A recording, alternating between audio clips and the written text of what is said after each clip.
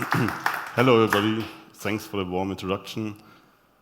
Yeah, this presentation is going to be an insult to the demo goals because we are going to try to attempt to show you a very non-deterministic attack. So right now I will start my fault injection attack, and if during the presentation we have a success, you will be able to see some firmware getting dumped there.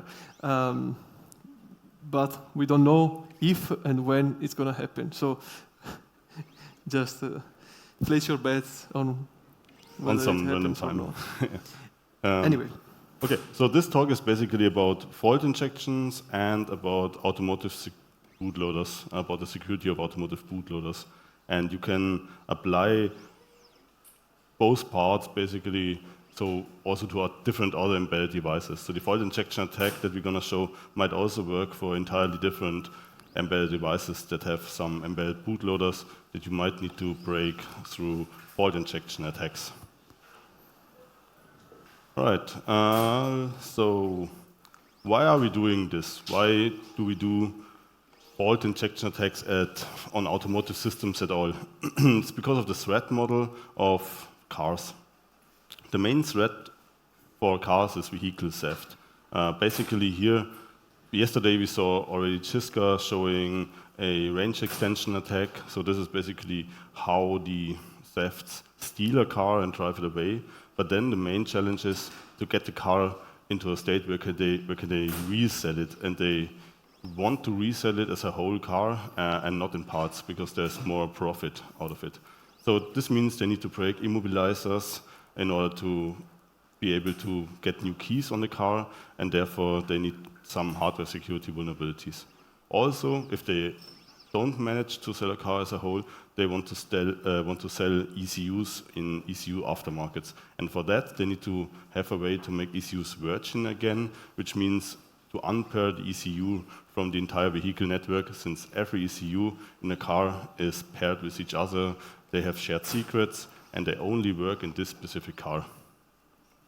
Some other purposes of hardware attacks on car systems are chip tuning, as you probably are familiar with.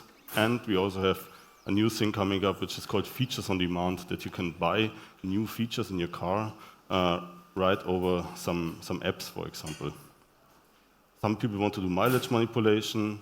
New upcoming thing is AdBlue manipulation, that trucks try to save money by stopping AdBlue injection. And the next thing we're going to see is e-fuel detection, because new trucks will be mandatory to use e-fuels, and there's a huge market and incentive in breaking this detection. So our target here is a gateway ECU. We chosen that because this is our network route in a car network. So you see this ECU here in the middle. This is the gateway, and it has access to all the other systems in the car, and it's a trust anchor for certain services in the vehicle. This ECU has a ultra-reliable microcontroller for automotive and industrial control systems. Oh, stop. Yeah. We got a success. We got code execution. Woo! This was quite lucky. How do I stop the logging here? Control B. Control B, and then...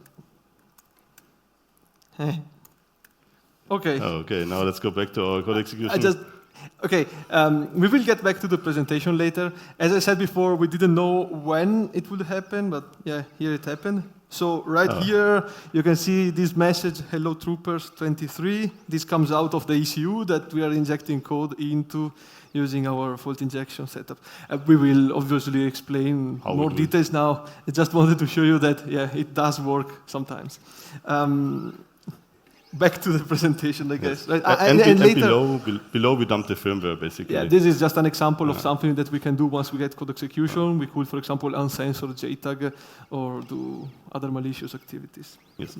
Back to the presentation. So we are glitching, ultra-reliable, especially look here down at the datasheet, safe and secure microcontrollers. So the manufacturer is setting them as safe and secure. One point more regarding this regarding our target here. Here we have a debug interface where we have UART communication with our host processor, and this is what we're going to see here on the screen. So we basically see the stack traces of the ECU while we're doing the attack. And the UART interface just helps us as a way to get our data out.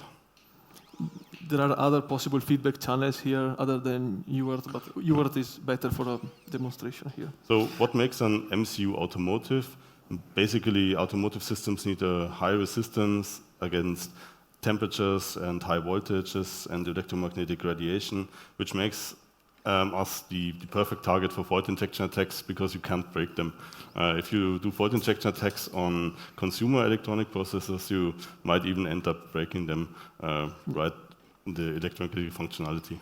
But until now, after years of injecting electromagnetic faults into ECUs, we never actually broke a microcontroller from the hardware point of view.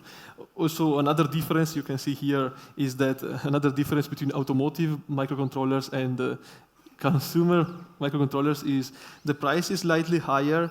You cannot get them pretty much because of the component shortage. Yeah. And yeah, that's the difference. It's almost exactly the same.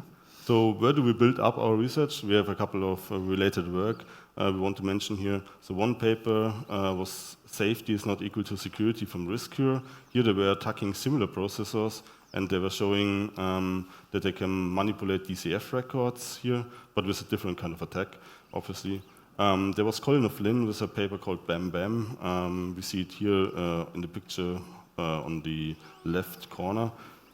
He was attacking the internal bootloaders of MCUs with fault injection attacks in order to bypass authentication procedures. And there is another paper from Nassal and Timmers where they were glitching in an AutoSAR-based demonstration ECU, also with a similar attack like here, but we are doing it on a real ECU and not on a demonstration ECU to get code execution basically with fault injection. And another big difference from other attacks presented previously, we are attacking PowerPC while the previous attack was attacking ARM. There is a big difference when it comes to fault injection here because ARM has a very specific encoding for all registers. So all registers, including the program counter, are encoded in the same way in move, load, store operations.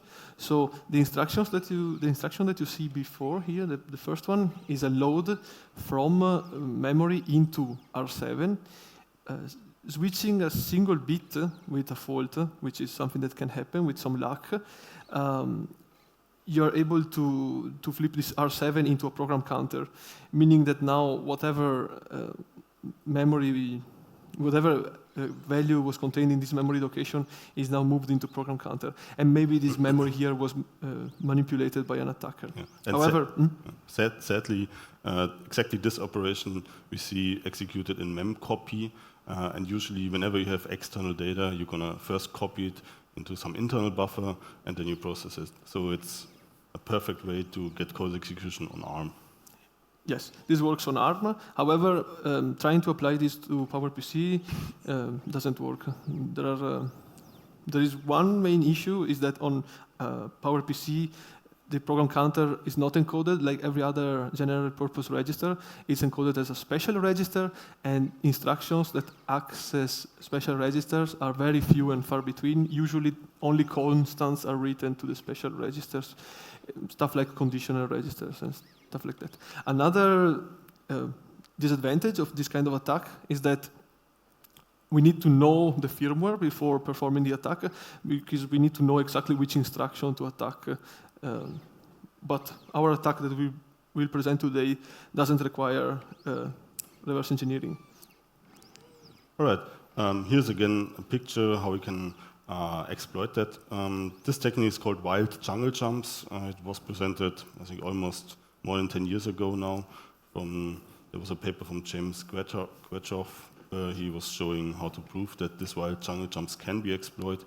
And the basic idea is to have a memcopy operation in a loop. He all did on a toy example in his research. And he was showing that you could inject glitches and basically make the program counter jump to a payload where he has control over. All right, now, how or what's the problem with automotive and automotive bootloaders? Basically, all modern ECUs use UDS for configuration of ECUs, reading information of ECUs with diagnostic double codes, and for erasing and flashing of ECUs. Basically, we have here a picture from the ISO standard, and this is the entire flash procedure, how the ISO standard defines that. Obviously, every OEM implements their own variation of that flashing procedure, but the main routine is defined in the standard, and the standard therefore also defines main weaknesses that we can attack now with our glitch setup. All right, to get you into the update process, to get an idea how it works, first we need to start the update process by entering a programming session. By entering a programming session, our ECU jumps from the application execution into the bootloader execution. So now we are in the bootloader with our firmware execution. We need to authenticate ourselves with security access, and then we need to write a fingerprint as part of the standard. This is basically an identifier for the PowerPC tester who was doing the software update, and also this contains usually some timestamps when a software update was performed. On some OEMs, you need to transfer an erase routine and need to verify the erase routine, and then you can finally erase memory. So now we're gonna erase all the application memory, also the signature check in this case, and we can transfer new data, our firmware update basically. So we end up with having our firmware update, our application in the entire flash of the MCU, but the signature check is not okay yet.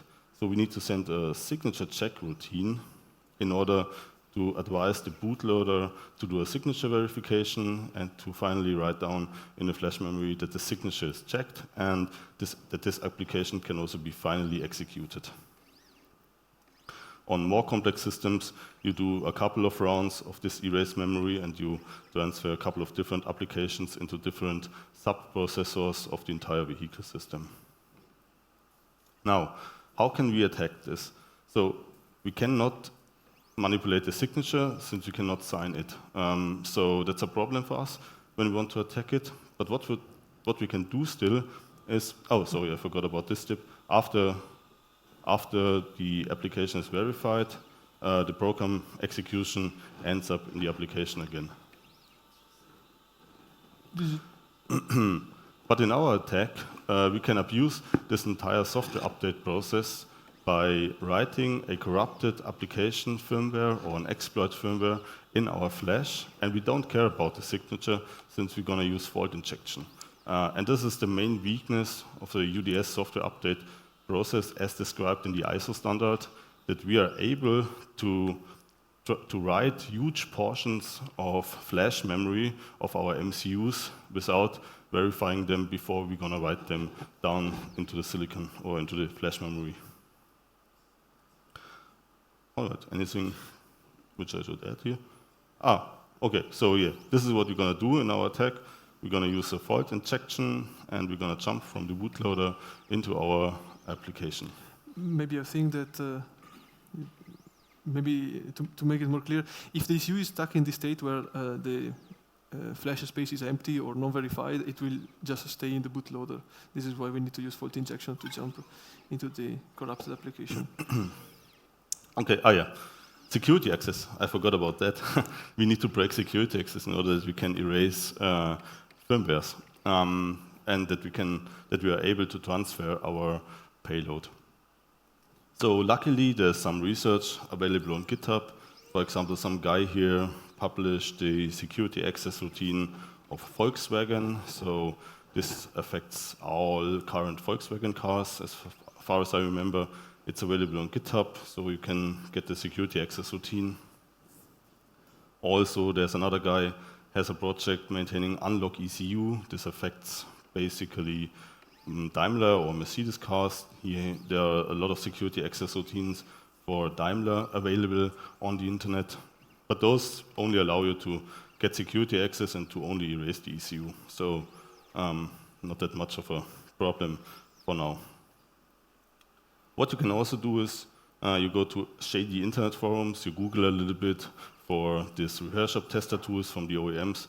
There's a huge community out there of car tuners and coders who share cracks of those applications, and you can just download the original repair shop tester of the OEM, which also gives you the possibility to flash cars, basically, but only with the legitimate firmware here. But what we can do, for example, we can entirely make use of the repair shop tester to do our work, basically. So we can go to the file system of this repair shop tester software.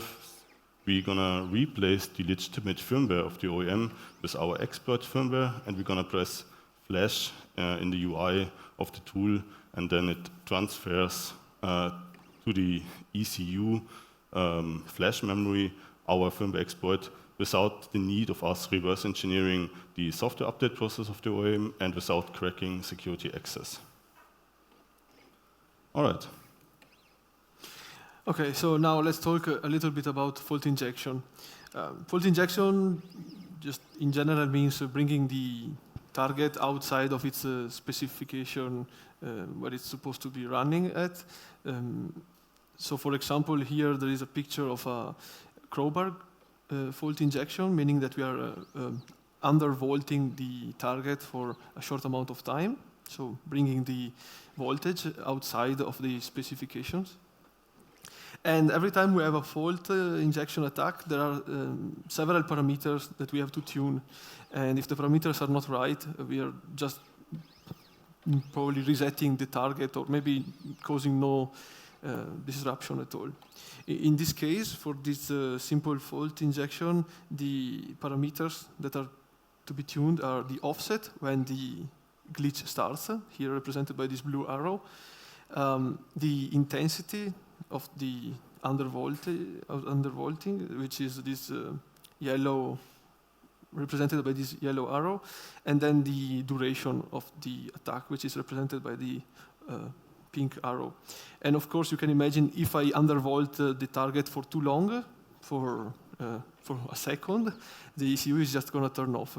So each of these parameters needs to be tuned.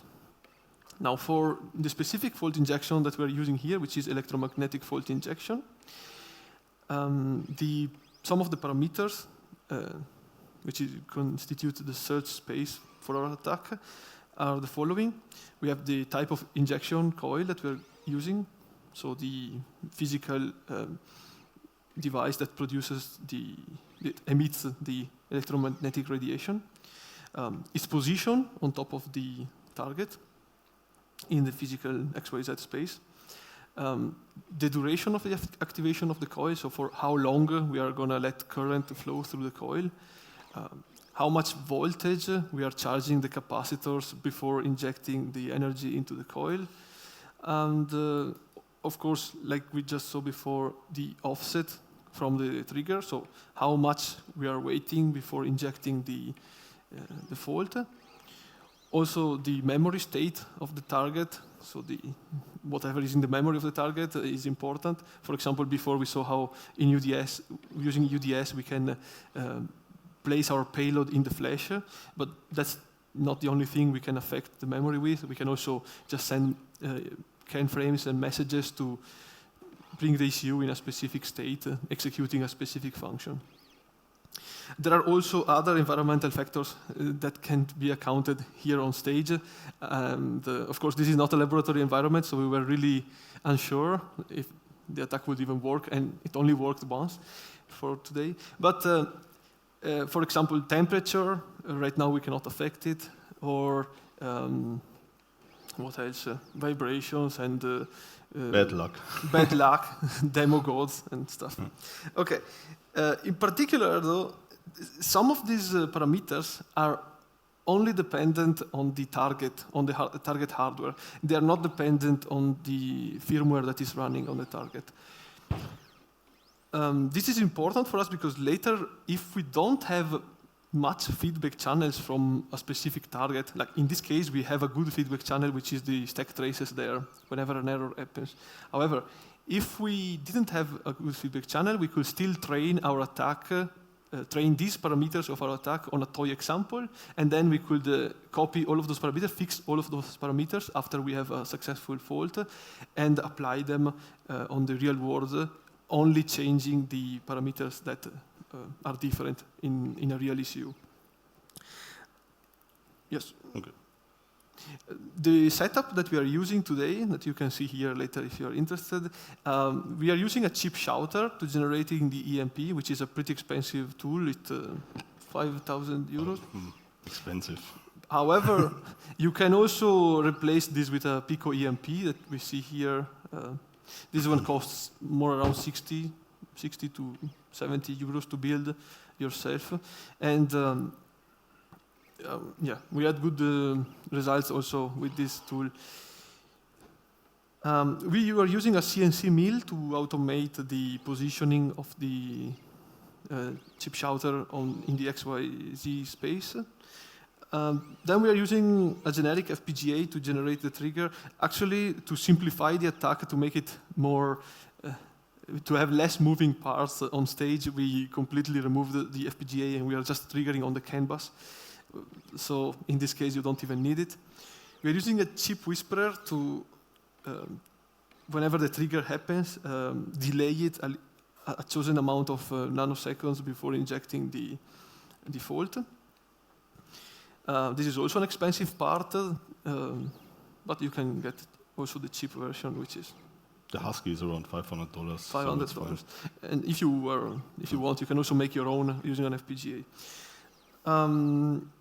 We need here we wrote a programmable power supply. In reality, right now we're using a Raspberry Pi Pico with a solid state relay, so very cheap stuff. We need a CAN interface. Again, we're using a CAN shield for the Raspberry Pi, so nothing expensive. And finally, a UART interface to get the feedback from the channel. The total cost of this setup is around $5,000, but you can build a similar one for $300. And here you see the same setup, just as a... How it is interconnected. Yeah, as a block diagram. Maybe leave it, if somebody wants to take a picture. Anyway, move forward. So once our setup triggers on a CAN frame and injects a fault, there are three possible kinds of outcomes that can happen. Either we just get the normal response to the CAN frame that we sent, in which case no corruption has happened, no disruption has happened at all. So this is maybe our fault wasn't strong enough, and we need to bump up the voltage. We can have a corrupted response from the CAN bus, meaning that probably we just corrupted the CAN peripheral itself, or we didn't hit the program counter, let's say. And finally, the ECU can reset. It doesn't send any response over CAN. However, sometimes it will emit an exception stack dump over UART. By the way, this is also very interesting when you look on automotive systems. Usually the debugging interfaces are locked and you don't get any debugging messages. But whenever you cause a fault, especially with fault injection, you suddenly see stack traces appearing that you usually never would have observed in the normal application. So this is also a very interesting point and a nice way to exfiltrate information, as we're going to see later. And again, if your ECU doesn't have stack traces, you can try to build a toy example with the same processor on a separate PCB, take the parameters, and later apply them in a real ECU. This is an example of stack trace. You're seeing a lot of them on the screen there. And in particular, what is interesting here, we see all of the general purpose register, but also we see a thing called ESR. In PowerPC, ESR means Error Syndrome Register, and it tells us why the stack trace was generated, like what kind of exception has happened. Also, we see a CSSR0 and CSSR1. Yes. Well, we see SRR0 and also MCSSR0. These are the addresses where the exception happened, probably. We also have a link register that tells us the previous function that was called before the fault happened. Later, we can see what kind of information we can leak here. So at this point, we have our search space where we are looking for parameters for our fault, and we need to write a search algorithm. Did I skip a slide? No, that's not good. It comes the next slide. No. Sorry. So I think there is a slide missing. But, yeah. So what we wrote here was a evolutionary algorithm based on the genetic evolution. So what we do, what we see here on the other screen, we generate a lot of fault parameter settings. We call these particles. Comes from the particle filters from other fields. But basically, initially we start with a randomized population of settings, and then we rate the different outcomes of these faults generated by these different settings.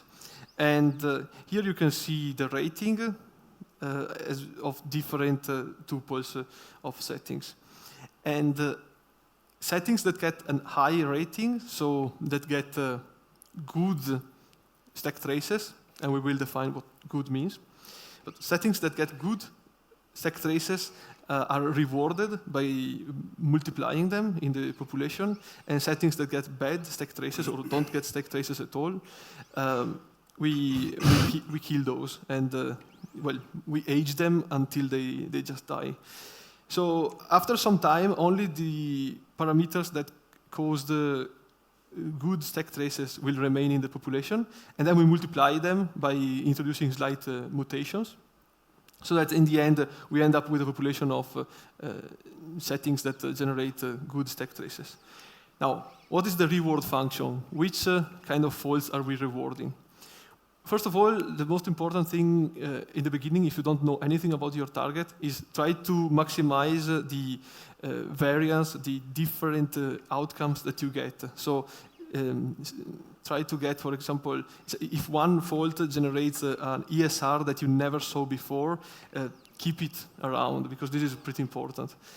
If you see the same stack trace over and over and over, probably decrease that kind of fault, because it's pretty common. However, we can optimize this quite a lot. In particular, you can see here in this slide that some faults correlate with corruptions of the program counter way more than others. So you can't read it from afar, but for example, this is illegal instruction. This is the position in the XY axis of faults that generate an illegal instruction exception. And they are distributed around this area. In the jump to payload, which is the actual successful attack, which we saw before, this one is this one is in a position which is within the illegal instruction area, which means that illegal instruction is quite correlated to a jump to payload. So we should reward illegal instructions more than other exceptions. Like, for example, here we have unexpected response, meaning that the CAN message we got as a response was corrupted. This one doesn't correlate at all with code execution, because in this case we are just hitting on the CAN peripheral. So for us it was not useful at all. And then here we have different examples. So reset without a stack trace, meaning that probably here we hit the power supply. So the CPU just turned off without any corruption. We just killed the power supply in this case. And all of these pictures are relative to this MCU here. So starting from the dot that is in the corner.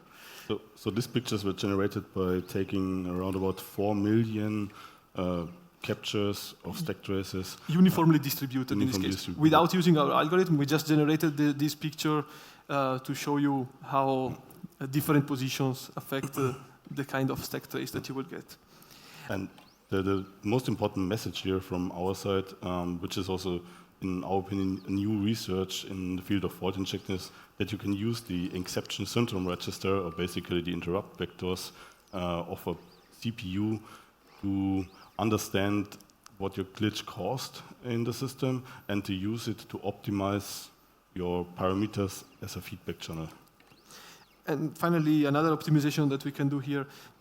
Some parameters take longer to change than others. For example, the position of the fault on the XYZ space, the chip shouter needs to actually travel to that position, so it takes quite a long time. So it is important to keep in mind when you're developing the algorithm how fast you can inject these faults. As a matter of fact, right now we are in a setup that once we have like 5 glitches per second, and if we don't have to change the position, we can inject around 5 glitches per second. However, if we have to constantly change the position, then it takes like 1 second every time. And you want to save time, obviously, so faster glitch rates are always better.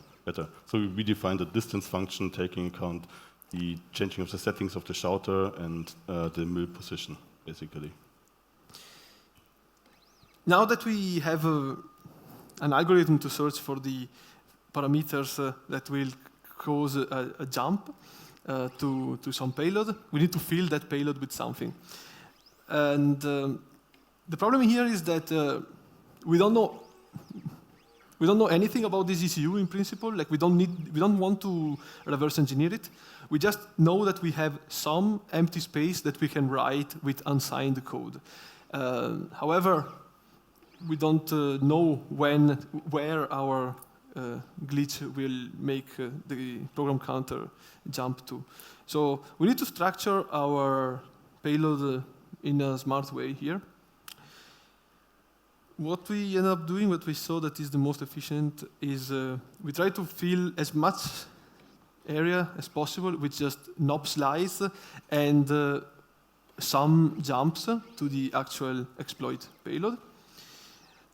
This is the assembly code to use to generate this. Basically, we generate, in this case, 113 knobs, and then a single jump to the start function of our exploit. And we repeat this 114 instruction. We repeat it 1,000 times before and 2,000 times after the exploit code. Why that? Because we don't know if the glitch will make the program counter jump in an aligned location. And if the target location is not aligned to 4 bytes, we can only ensure that we will execute 2 bytes long instructions. So it's better to have more knobs because they are only 2 bytes long compared to jumps which are 4 bytes long in PowerPC VLE encoding at least. The same also is true for ARM thumb encoding, if you are targeting an ARM ECU. Regarding the exploit code, in this case, the exploit code in this case was simply a hello troopers and then starts dumping the flash. You can write whatever you want there. We discussed also later in some However, you saw before we had it, unfortunately we only saw it once today. The exploit code almost immediately got killed. This is something that happens because we didn't modify the hardware of this ECU at all. There is another component on this ECU which is called a watchdog, a hardware watchdog, which is an external microcontroller that just kills the main controller if the main controller is unresponsive for a while. And since we were just dumping without a care for anything else in the ECU, we end up getting killed quite quickly. The solution for this is very simple. Just cut the reset line which connects the watchdog to the main processor, and then you can dump the entire firmware in a single glitch, in a single successful glitch. This is the performance of the search algorithm over an exponential x-axis. However, this is assuming the full search space, so trying every possible CAN message, trying every possible position, and all of the possible points in time. So it takes quite a long time. On average, it takes 10,000 glitches. 10,000 glitches. However, if you are injecting 5 glitches per second on average, that doesn't take long. Keep in mind that we didn't need to know anything. We didn't need to reverse engineer the firmware here. We wrote our exploit in a completely position-independent way, meaning that wherever it was in the flash, so wherever the flash is mapped to, we can still run it. That's interesting. Yeah, other interesting data that you can get through faults if you have stack traces. In this case, we see the link register plotted against the time when we inject the fault starting from a specific CAN message. Meaning that given a specific CAN frame that we are receiving and we are triggering on, or in this case, sorry, we are sending and triggering on, the value of the link register will correlate with the time where we inject the fault. Basically, this means that we can see which function was getting executed for any point in time. So we basically have a way to trace a black box system with fault injections. Ideally, we have a deterministic system, a deterministic execution, and then if we inject like overshooted faults or too hard faults in a place where we can cause an exception, a stack trace, then we get information on which part of the firmware was executed at which time. So this means that after dumping the firmware, like we showed before, we can now see, okay, this function, for example, at this address here, for example, we know that it is getting executed in this time interval and in this time interval. So we know more or less when to inject faults to hit specific functions. And more interesting here in this area, for example, at the end we have a lot of different functions being executed. And on the next picture, we can also see what these functions are. So we are zooming in, basically.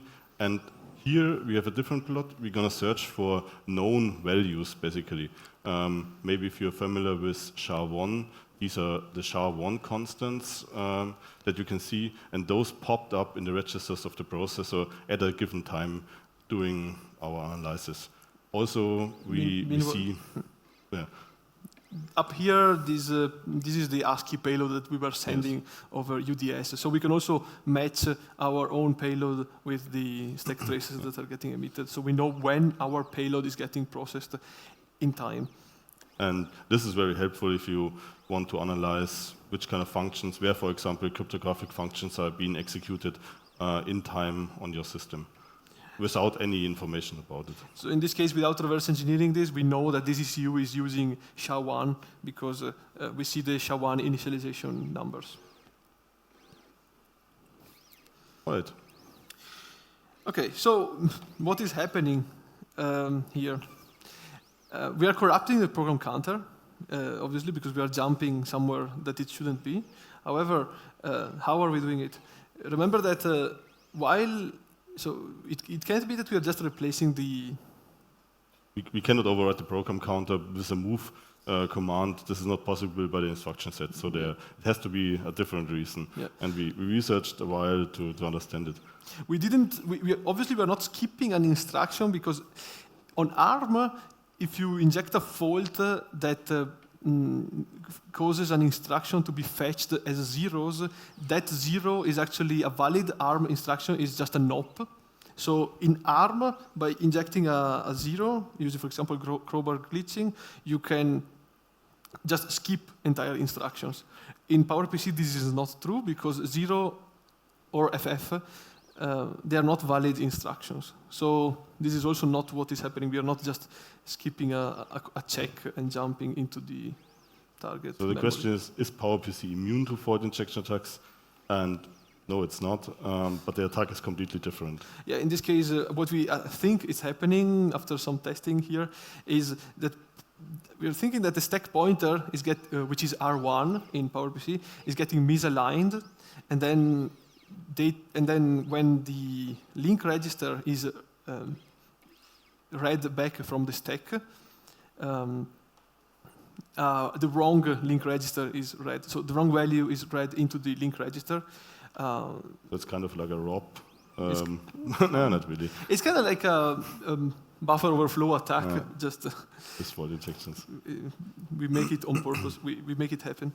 At least this is our estimation of what is happening. We have no way to physically follow the individual registers inside the processor during the fault. It's also very hard to measure them because we tried connecting an oscilloscope to a EM probe while injecting the fault, and this destroyed the probe because the fault is like a really big pulse. So yeah, that didn't work. All right, but what can you do now with this attack on automotive systems or in general on embedded systems? What we've seen, we can dump memory, which is useful when you want to reverse engineer the system and you want to hunt vulnerabilities that can maybe be remotely exploited. We can open up JTAG. This is what we showed, since we have code execution on some processors, especially the PowerPC processors in automotive. We can reopen the JTAG interface by changing the processor configuration.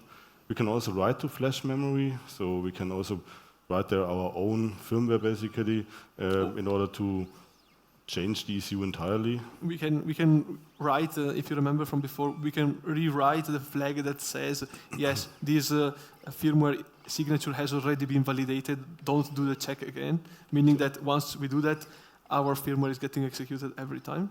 Yes, so we can make our own ECUs. Then we can access the HSM API at least. So usually all modern ECUs have HSMs, and this makes them kind of protect their secrets. But what we get here, at least from this kind of attack, we get a code execution on the host processor. This means we can talk to the HSM and maybe make use of the HSM, whatever the HSM does in the car. We were not able to leak keys from the HSM, but from our application we are able to use the keys that are in the HSM.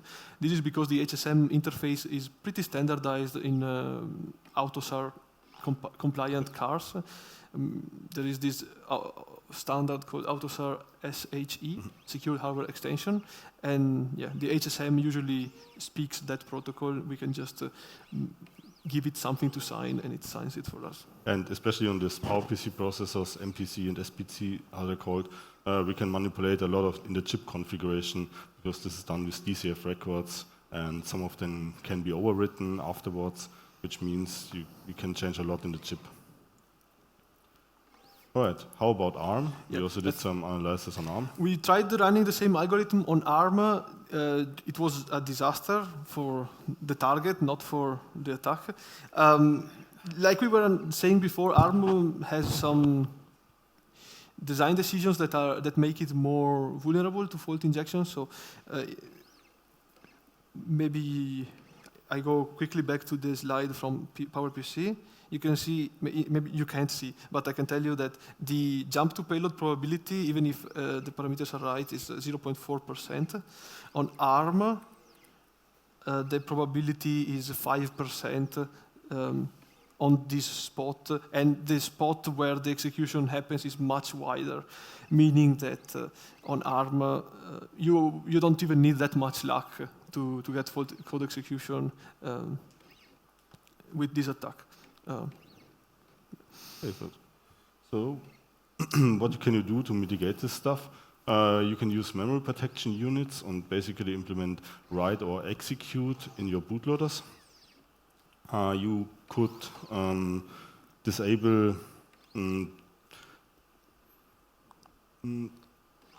you can disable this execution of the flash very early in the boot process, ideally, so that you can minimize the attack surface, that we are able to send CAN messages in order to bring the ECU in some state where it can be executed. You can run the bootloader in the HSM, that might help. Some OEMs do that, and this separates the execution into a completely different flash memory. Yeah. We only saw it on one manufacturer doing this because most other manufacturers only run these AUTOSAR secure hardware extensions on the HSM. But one manufacturer we saw they were running the entire bootloader in the HSM, which made it impossible for us to attack, at least with this attack. Yeah. And also HSM documentation is kept extremely secret, so it's really hard to understand it.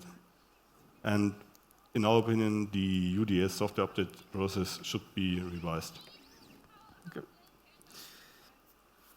All right, discussion. We think the UDS protocol is broken in respect to fault injection attacks, and it needs to be changed. we see encrypted firmwares on some ECUs, especially like engine control ECUs, airbag ECUs, everywhere where you have intellectual property from the tier 1 supplier, they use encrypted firmwares. And this kind of encryption would make this attack much more difficult, since we cannot just write our plain text exploit as we want. We will need to write the encrypted version of our payload, which will get decrypted by the bootloader. So this is a design flaw, basically, in the UDS protocol, and we were able to adapt this to a few different ECUs. We didn't require any reverse engineering of the ECUs to understand at which point in time we need to inject our glitch. Maybe we required a little bit of hardware reverse engineering to know where we get our feedback from, but that's it. And to cut away the watchdog, like we were talking about before. Yes. And algorithms can be trained on eval boards when you get the exact same processor, so you can train already your algorithms to get the positions that are more vulnerable to other ones. And the attack can be completely automated. As you see, we are letting this run here while we were talking. And, well, it's also possible to program counter-corruption attacks with fault injections on PowerPC, which wasn't demonstrated before ever, as far as I know. Maybe. And then the attack was demonstrated from us on 3 different gateways with a different processor, from different OEMs, with entirely different firmwares and different bootloaders, which shows that this attack is very portable to different ECUs in the automotive domain. Summary, with this efficient fault injection attacks, we can get code execution on real-world targets, not even in a laboratory environment. Evisa is feasible to do this in black box attack. We somehow the slide disappeared. But Evisa is the name of the algorithm. It means something. I forgot what it means. But Efficient fault injection settings search algorithm that we published, or we're going to publish. It's in review. It's in review. Then with a larger program of Flash, we have a higher success probability, and the attack can be successful within minutes without knowledge of the target software. It's reproducible on different ECUs with minimal code changes. It's cheap with available equipment and easy to automate. And as we showed, we can do it in less than an hour. So we reduce the search space with the use of the exceptions, the MCU exceptions, from weeks to hours, basically. We also disclosed this research in April 22 to major OEMs, which were affected, which we tested. So this is more than a year. Hopefully they are fine with us. And yeah. And yeah, thanks you for a your lot. patience.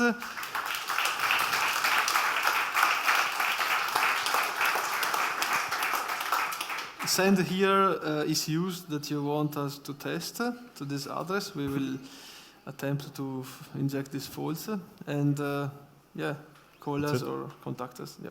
Questions? All right, so thank you very much, Nils and Enrico. Are there any questions from the audience? Thank you. It's stuck in the local minimum. Oh, there's a voice. Some stuff.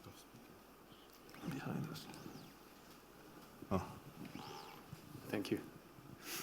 So I'm seeing your machine moving quite a lot, but you showed a picture where you could identify more or less one spot where the glitch was possible. Why is it moving so I'm a lot? looking for another fault. I introduced this a little bit before I was talking about how the watchdog is killing the process after we started dumping. There is another tuple of settings that causes a glitch where the dump lasts forever. So I was hoping that it will find that one as well, but it didn't. And the reason why it will dump forever was because there are 2 cores on this ECU, and depending on which one the fault happens on, the one that is still alive will keep the watchdog happy, and then we can dump the entire firmware. But it didn't happen today, so it's still searching. And it's making really weird noises, so I think it's about dead. What? Hi. You said you need to know where the external hardware watchdog is connected, and you have to cut the wire. Yes. If you know where is it connected, wouldn't it be enough to keep the watchdog happy by software? Yes. If we Yeah. could, if we No, never... what? yeah, to keep it happy by software, we need to know the software. But spotting it in hardware is much easier, since these hardware watchdogs are an independent chip basically on the PCB, and you can usually spot it and just desolder it or cut the wire. And otherwise, we would need first to have the firmware, the bootloader, and then we need to know how the bootloader would make the watchdog happy.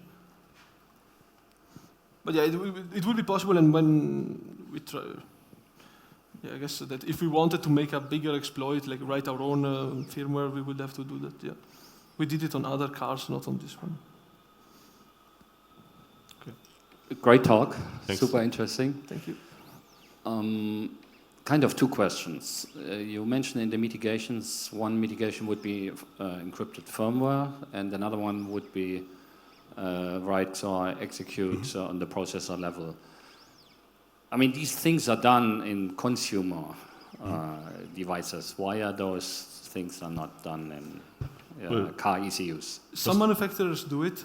However, some like the compression algorithms that we saw being used are well, you can find tools on GitHub to encrypt and decrypt. Like they're using always the same keys, and I don't know, it's kind of standard. But also we have automotive processors here, which are a little bit different than consumer processors. And so, I mean, they have the features, the functionalities, but so far they probably didn't consider this as an attack surface, especially that they didn't implement MPUs as part of their software update process. Okay. So Makes sense. They just didn't do it yet. And the processors are less powerful, way less powerful than, for example, processor of a smartphone. That's How is this compression algorithm that we see in a lot of the firmwares called? NRV, for example. Is one code. And there is also some kind of XOR pad that we see a lot in a lot of ECUs. But do you remember how is it called? No. Okay. Yeah, as I was wondering when you mentioned there's this move from, say, PowerPC to ARM-based. Yes. I'm not an expert in that domain, but I would have assumed any reasonable ARM processor these days has write or execute. Yes. Yeah. They could do it. The thing has an MPU, but they need to put it into the software update process, and they would need to implement it. But so far, we didn't saw any bootloader who implements write or execute. Yeah. Fortunately. Thanks. All right. Are there any other questions from the audience? Yes? So you mentioned something about having completely position-independent code when you're jumping to your shell code and you're surrounding it with NOP sleds. Can you explain that more? What if you jump to the middle of your shell code? Okay. Yes. If you jump in the middle of your shell for exploit, that's a bad. I forgot to mention it. The idea here is to try to keep it as small as possible, and if you notice from the stack traces that you are jumping into your code, or at least in the address range of your code, but then the code is getting an exception there, then you will just move it around. In general, the probability of jumping there in the middle of your code is pretty low, because you should try to keep it as small as possible. You should try to keep that like a small utility that just accepts more data and then flashes it. Exactly. If you want to flash more. Yeah. So the idea is to have your own bootloader then basically called, and then you can reload more code. Yeah. Yes. Thanks. Right. Same question again. Are there any more questions? A lot of questions. Should I start disassembling this? Because we have 6 minutes. You need to. Okay. Hi. I have a question. When you were talking about controlling the instruction pointer on PowerPC, did you try targeting code that uses the CTR register as a function pointer? CTR. That's also a special register, so that could really work. It would require targeting and Yeah, we would need to reverse engineer the firmware in the first place in order to find instructions that we could then target for the glitch. And targeting on automotive systems in this black box environment is really hard because it's extremely difficult to get a reliable trigger. And initially we had a paper and we called this fuzzy fault injection attacks because we are really not aiming for a right point in time. We just try to bring our probabilities up, and all the kind of attacks that require hitting a specific instruction basically in the firmware execution are way harder in real world, and therefore some people even say they are not practical in real world. But with this fuzzy approach, basically we just try to get a high probability, we increase our luck, and then we jump. Also, please note the reason why in ARM it was much easier because this is just an LDR instruction, which is very, very common, for example, even in just memcopy. The one you are talking about, it is an instruction which targets the program counter directly, but it is much more rare. It only happens when you have jumps to function pointers, pretty much. So the probability will still be much lower than on ARM to have a successful attack. Yes, and at this point where you need to hit the right instruction in time, it becomes really hard. You need really a really good way to know the system, to understand the system. Also, this processor, for example, is a multi-core processor.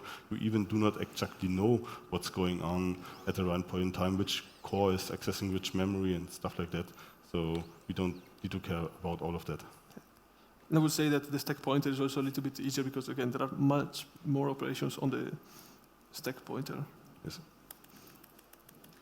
All right. So that's it. If you're finished, this will conclude this talk. So thank again for the very interesting topic. Thank you very much.